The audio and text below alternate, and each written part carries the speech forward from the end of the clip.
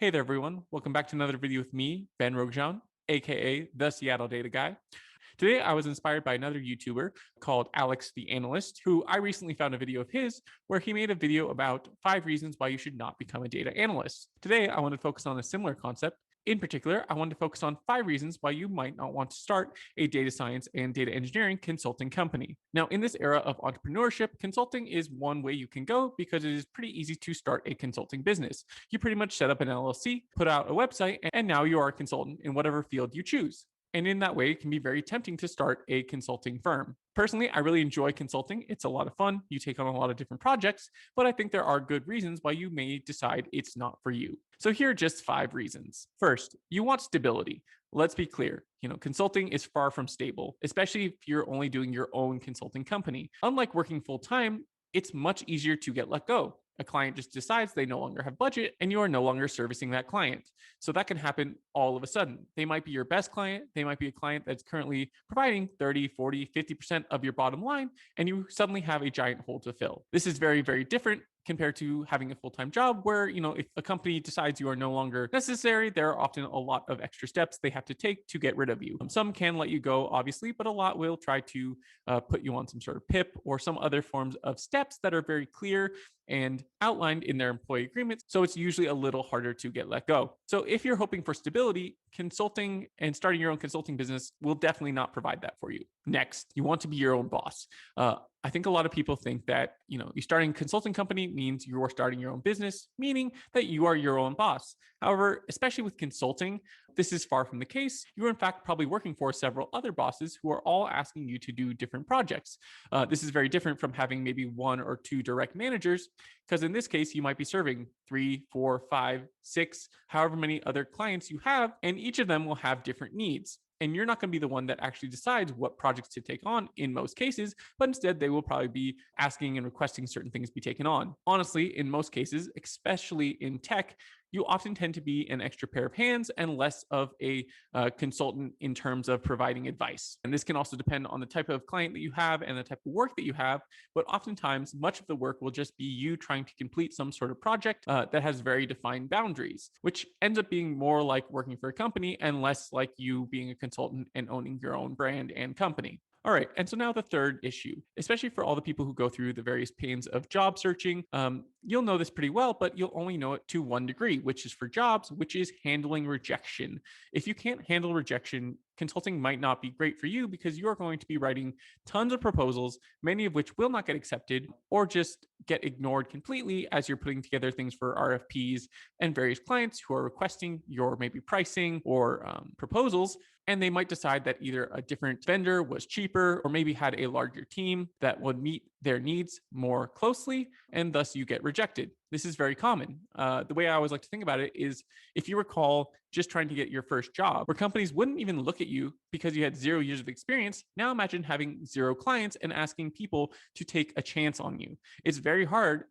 And you'll often be rejected, especially in those first few attempts, because there's no reason for anyone to look at your work because you have none to look at. Now, if you've been in the industry longer, you probably have lots of contacts and it's very easy to start your consulting company. But for most people, I think that are starting consulting companies these days, they've probably got 6, 7 years of experience and are already out there looking for their first few clients. And this might be a little harder because, again, you don't have necessarily the same depth of contacts that people who have been working in the industry for 20 or 30 years have. And so you don't necessarily have as many jobs right off the bat.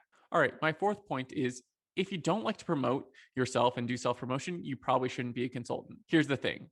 You could be the best software engineer, data scientist, whatever it might be. But if no one knows that you exist or no one knows that you're able to provide a service for them, they're not going to hire you. There is an aspect of self-promotion required when you are starting your own business, especially a consulting business. This is probably one of the first places I tell most people who are looking to start a consulting business to start putting a lot of time and effort in, which is just creating content, self-promoting, figuring out where they can actually promote their content, figuring out where their customers are, and figuring out what it takes to get noticed in their field. Again, you can be the best data engineer, data scientist, marketing consultant, SEO consultant, etc. But if you can't market your product, no one is going to come and purchase it. So it's very important to get comfortable with self-promotion. I think a lot of people are very uncomfortable here because they feel like it sounds salesy, it's hard, they don't want to come off as that person just trying to get money. But I think the way to think about it is less about being salesy and more about you being able to provide a service. At the end of the day, I only want to work for clients and customers that I can provide some sort of service for. But in order for them to know that I exist, I need to put out content. I need to talk about the stuff that I've done, the work that I've done, and how I can help them reduce their costs, increase profits, or whatever I'm trying to do, or they're not going to hire me because there is really no reason to. So if you don't like self-promotion, starting a data consulting firm might not be for you. Finally, the fifth and final reason you might not want to start your own data consulting service is you're not a people person. Here's the thing about consulting. Consulting is not just about the technical aspect. It is just as much a people and relationships service as it is a technical service. Yes, you're coming in, you're providing in your expertise, you're providing your understanding, knowledge, depth of experience to your clients, but you're also providing some form of partnership and relationship to them where they start to trust you, they start to rely on you, and they want to understand your perspective on different concepts in whatever field you're consulting on. If you are unfriendly or difficult to work with in ways that are unpleasant, they might not want to hire you again. Now, there's a fine line because sometimes you do have to put your perspective down, which might be against your clients, but overall, you still want to do that in such a way where there's a relationship built and not some form of malice that's built. Again, so there is this form of relationships. You have to spend a lot of time talking to people, meeting with people, understanding what they need, because you can be the best technical person, but if you can't understand what they need, and translate that into a product, you're not going to get very far. You'll have constant miscommunication.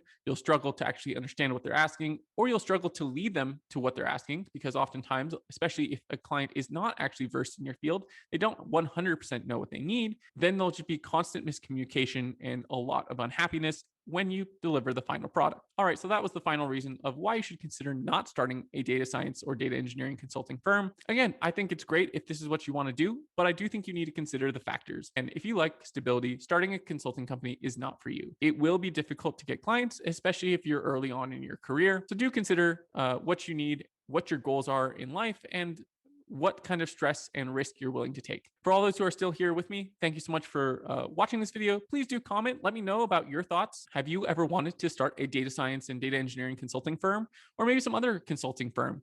Let me know in the comments below. What were the challenges maybe you've come up with if you did start it? What are the things maybe holding you back? I'd love to give some advice if that's what you're looking for. Maybe you're looking to start a consulting company of your own. Just let me know. Other than that, see you guys in the next video.